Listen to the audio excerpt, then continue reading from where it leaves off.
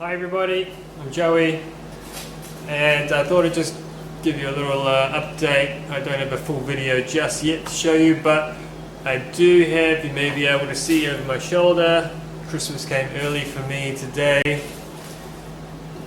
and that is, I've got a whole bunch of these beautiful wooden and brass hand planes from HNT Gordon, and I was talking to Terry, the owner and maker, about a job that I've got coming up, and he said, look, I'll send you some planes and we'll do a little bit of a featured video on that coming up, probably closer towards Christmas break. I'll be releasing that video. I haven't started the project yet.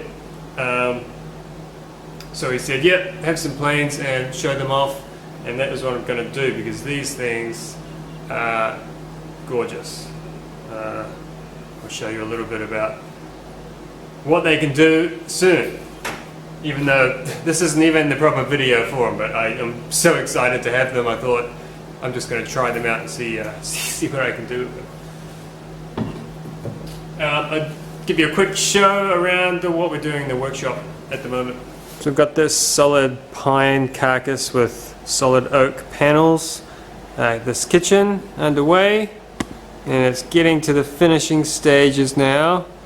It's looking pretty good. Right, well, I've been stuffing around with these drawers all day today. A good 7 hours, I would say, I've spent trying to get these right.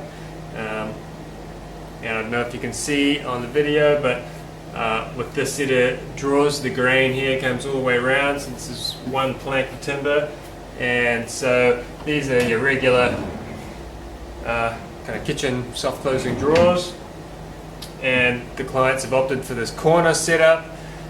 So I said, sure, the Blum make hardware that does this, but it's proven to be a little bit difficult. Anyway, this is the trick. Yeah, pull the drawer handle, opens up the drawer front like this, so I can get past this drawer front. Drawer comes out, grab your knives and forks, push it back in,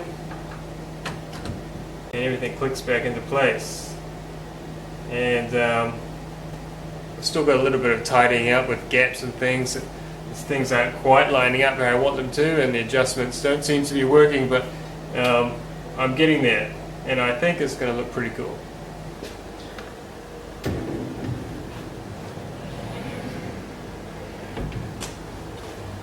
Reach into the corner, grab the bar of chocolate, put it all away. So, what can these hand planes do? Well, I'm going to try and make a sliding dovetail in this piece, just a random size, just to see what I can do. So the first thing is I need to mark or make a dado of some kind. And I've never done this before, so let's see what happens. So first thing we're going to do is just make a line, a cutting line with my marking gauge, and I'm going to make another one. I won't make it too wide because I don't want it to plane too much timber away.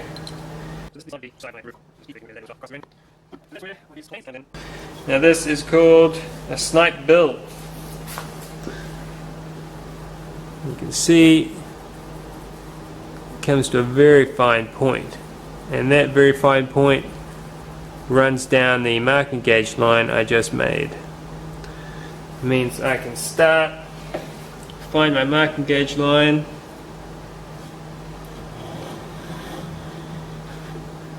which I just ran off slightly.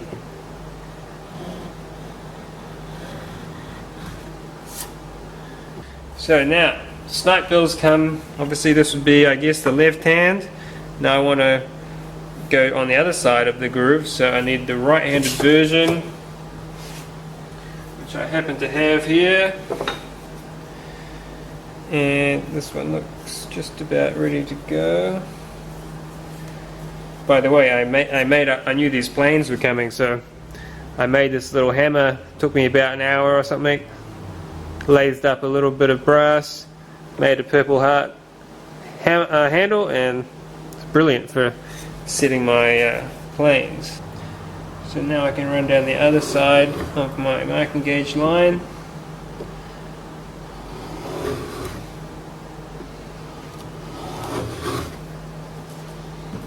I'm not sure if this is going to work, but I'm going to give it a crack. And this side here is pretty messy at this stage. So now I come to the next plane,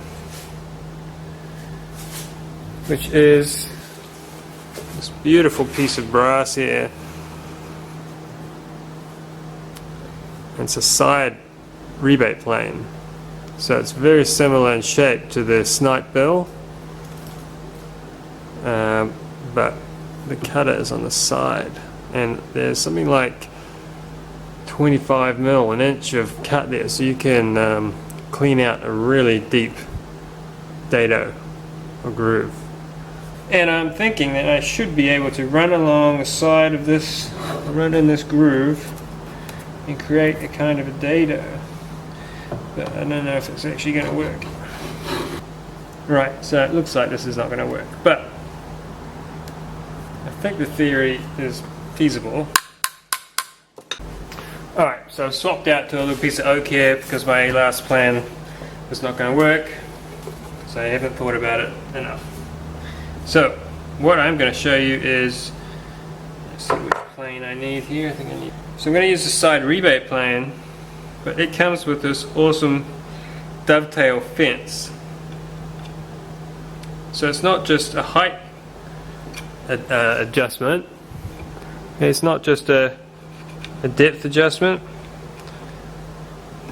You'll notice, not sure if you can see, the fence is actually angled, and that is the right angle for a dovetail. So if I hold the fence on the timber, I'm actually going to start cutting a dovetail with the bottom edge of the blade. And so this is a really easy way to make a sliding dovetail.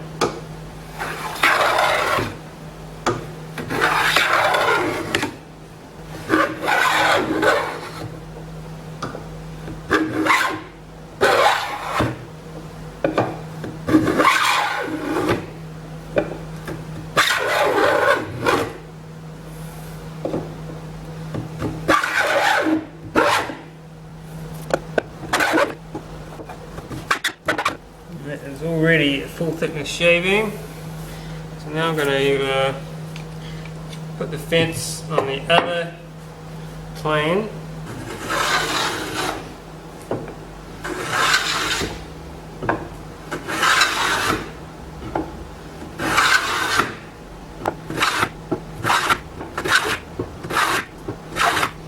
How fast and easy was that to create a sliding dovetail?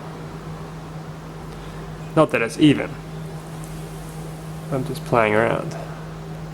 So this is a lump of poplar that a local farmer has just given me because he's got a whole lot of it, so I just wanted to try it out. And anyway, I thought I'd flatten this up and try out the molding planes on it. Alright, so I'm going to try and use my new inch hollow plane. So to get it started, so you're not skewing all over the place, this is why you really have the snipe bill planes. You want to make a little starting groove, the snipe bill, in that marking gauge line. Best I can, and make another marking gauge pass.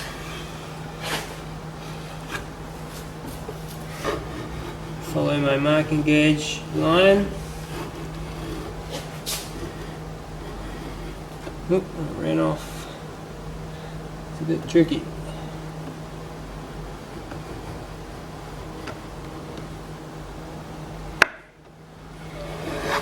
Better.